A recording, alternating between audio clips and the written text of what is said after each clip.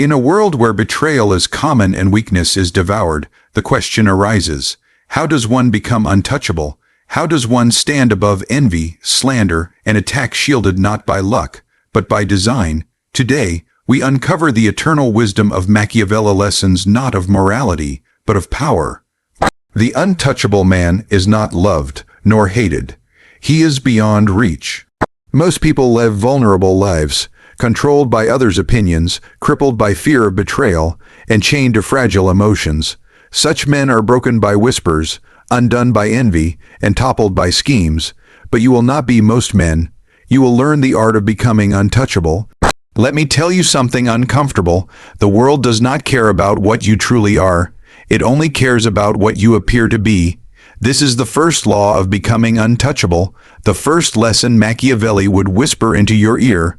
Power is perception, and perception, my friend, is everything. The weak believe that reality alone protects them. They tell themselves, if I work hard, if I am honest, if I am good, I will be respected.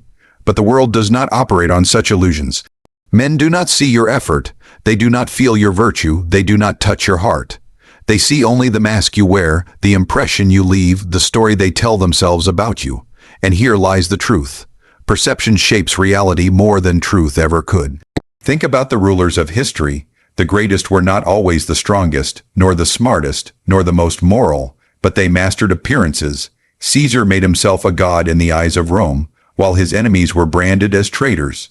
Louis Roman, 14 of France, surrounded himself with rituals, symbols, and magnificence so overwhelming that his court believed he was the very embodiment of the sun.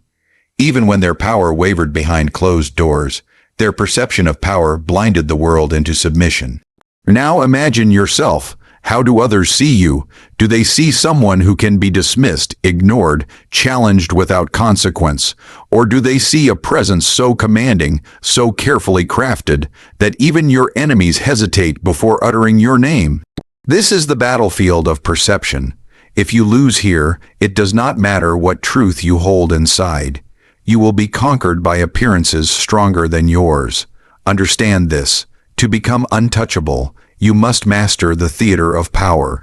Your life is not a bare existence. It is a stage. On this stage, every gesture, every word, every silence, every association you make tells the audience who you are. If you dress like the masses, they will believe you are one of the masses. If you speak timidly, they will assume you are weak. If you appear uncertain, they will sense blood and sharpen their knives. But if you command the stage, if you shape your presence with purpose, perception bends reality to your will. This is not about deception for its own sake. It is about control. When Machiavelli wrote that a prince must appear merciful, faithful, humane, religious, and upright, he did not mean the prince must be these things. He meant the prince must look like these things, for men judge with their eyes far more than with their hearts. They will never dig beneath the surface. They are too distracted, too impatient, too willing to accept what is presented to them. This is your advantage. Consider the difference between power and the perception of power. A lion may be powerful, but if he hides in the shadows, the sheep will not fear him. Yet a man with no claws at all can command armies if he convinces them he is invincible. Which would you rather be, the hidden lion who goes unnoticed, or the man whose image alone can stir obedience? The untouchable man chooses the latter. He crafts his reputation so carefully that it defends him even when he is not in the room. And here lies the secret. Perception creates a shield. If others believe you cannot be touched, they will not try. If they believe your power is absolute, they will not test it.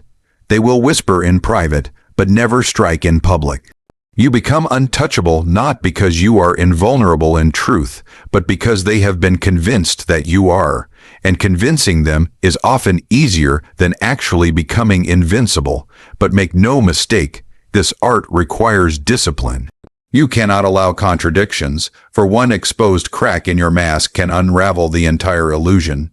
If you show mercy one day and cruelty the next without strategy, you appear inconsistent. If you claim strength yet bend too easily under pressure, your reputation collapses. Perception is delicate. It must be built like a fortress, brick by brick, appearance by appearance, until no one can separate your mask from reality.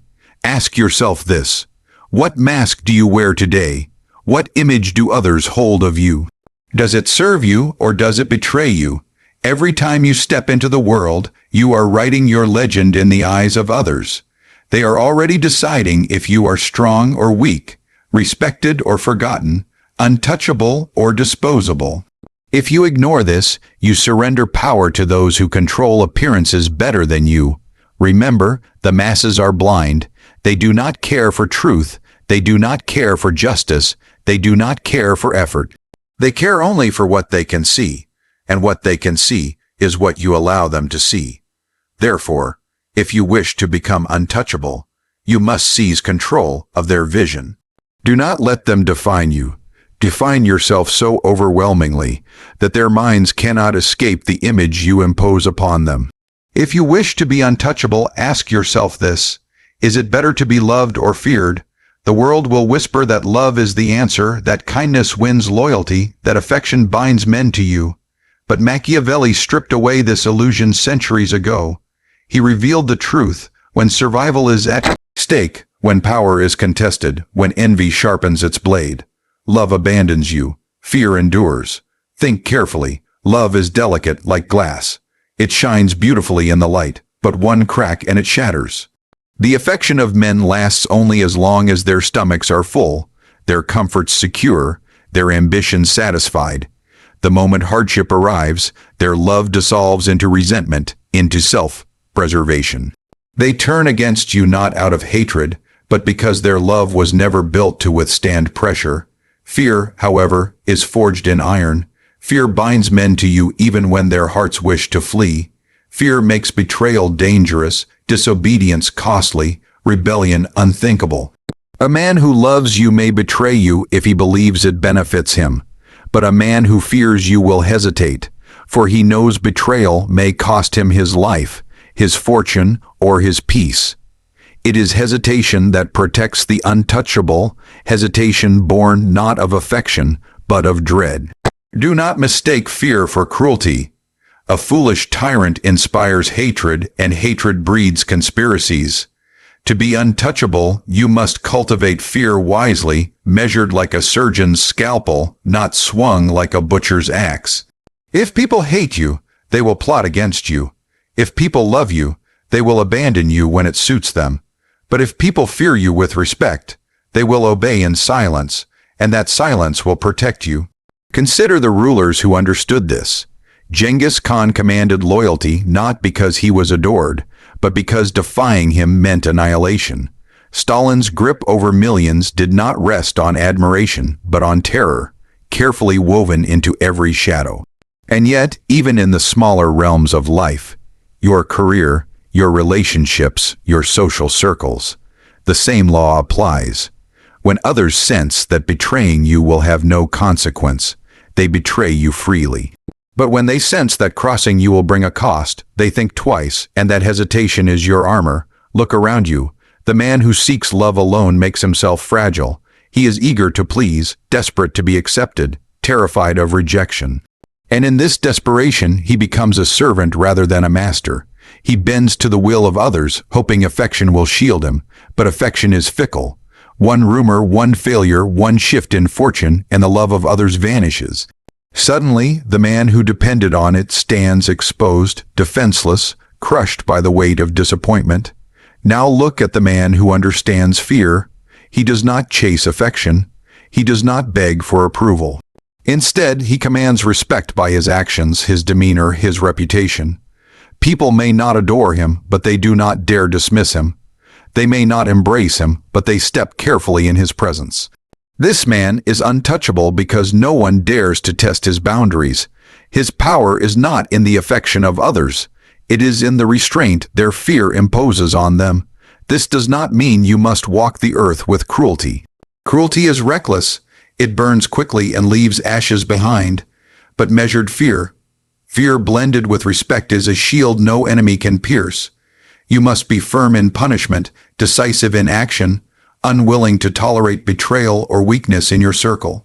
The moment others see that defying you carries consequences, they will think of you differently. Their loyalty will no longer rest on fleeting emotions, but on the cold calculation that it is safer to remain with you than to oppose you. And here lies the paradox. A man who is feared properly is often more secure than a man who is loved. For the feared man inspires caution, while the loved man invites exploitation. The feared man commands silence, while the loved man becomes the subject of demands. The feared man rules without having to beg, while the loved man rules only as long as his followers remain satisfied.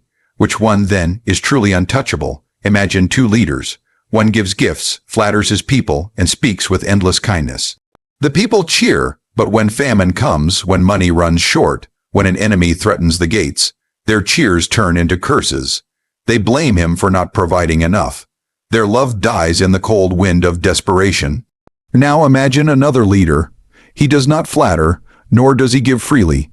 Instead, he commands respect by his decisiveness, his strength, his willingness to punish betrayal swiftly. The people do not love him, but they obey him. When famine comes, they endure it in silence, for they know complaint is dangerous. When an enemy arrives, they fight, not because they adore him, but because they fear the price of cowardice. In the end, the second leader stands while the first falls. This is why Machiavelli insisted, it is safer to be feared than loved. Love is a rope others use to pull you down. Fear is the chain you use to bind them to your will. The untouchable man does not concern himself with being adored. He concerns himself with being respected, obeyed, and never crossed.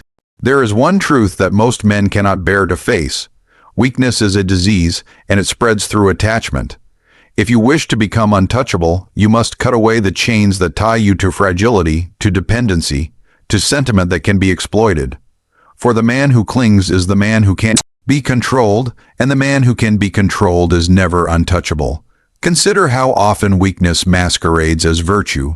People will tell you that vulnerability makes you human, that dependency proves trust, that emotion is strength. But the cunning man sees beyond these illusions. Vulnerability is not admired. It is exploited. Dependency is not respected. It is used against you. Emotion is not power. It is a leash in the hands of others. Every time you reveal a weakness, you hand someone else the weapon to strike you with, and strike they will, when ambition or envy whispers in their ear. The world does not reward weakness. It punishes it. Look at the powerless. They cling to others for approval, for security, for direction. They cannot stand alone, so they bind themselves to friends, to leaders, to lovers, believing this will protect them. But protection purchased through dependence is an illusion.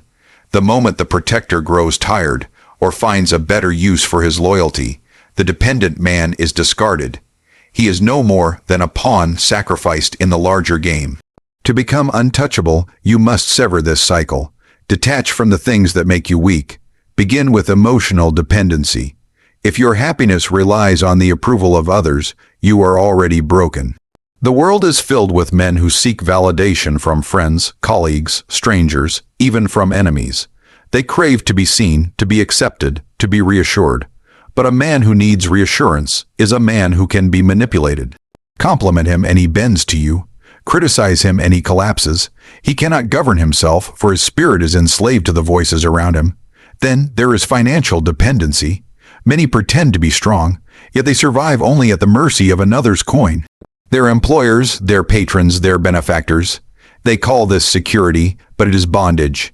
The untouchable man must learn to create his own foundation, to secure his survival without the constant fear that another's whim could destroy him.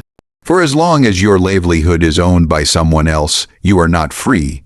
You are their servant, no matter how proudly you stand. And deeper still lies the most dangerous form of weakness, attachment to comfort. Men grow soft when they cling to luxury, when they cannot live without ease. They surround themselves with pleasures and then mistake those pleasures for necessities. Remove their comforts and they collapse. Strip them of their indulgences and they wither. Such men can never be untouchable, for they are addicted to fragility. They are chained to softness, and a man who cannot endure hardship is a man destined to be broken. Detach from weakness not by abandoning humanity, but by mastering it. You must learn to control your emotions so they do not control you. You must train yourself to live with less so that abundance cannot corrupt you. You must practice solitude so that the absence of others does not leave you trembling. For every chain you sever, you remove another weapon from the hands of those who would use it against you. The less you need, the less you can be harmed. Think of the strongest rulers, the most feared leaders, the most untouchable figures of history. They were never slaves to sentiment. They did not rely on fragile alliances or promises of loyalty. They could walk alone if necessary because they had built themselves into fortresses. Their strength was not borrowed, it was their own, and so when betrayal came, and betrayal always comes, they endured it while weaker men perished. You may ask, but what of love? What of friendship? Are we to abandon them entirely? No. But you must understand this. To depend on them is to gamble with your power. Enjoy love if it comes, but do not need it. Value friendship if it is loyal, but do not lean upon it.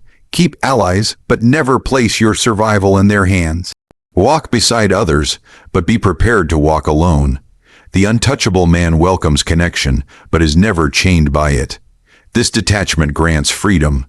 The man who depends on nothing cannot be bribed, because there is nothing to offer him that he cannot walk away from. He cannot be threatened because there is nothing he fears losing. He cannot be manipulated because he does not crave approval. He stands untouchable because the usual weapons, fear, love, comfort, dependence, find no purchase in him. Imagine a fortress without gates, without open doors. Its walls are smooth and unyielding. No enemy can climb, no army can break through, no traitor can sneak inside. That is what you must become. Detachment is the mortar that seals the cracks in your walls.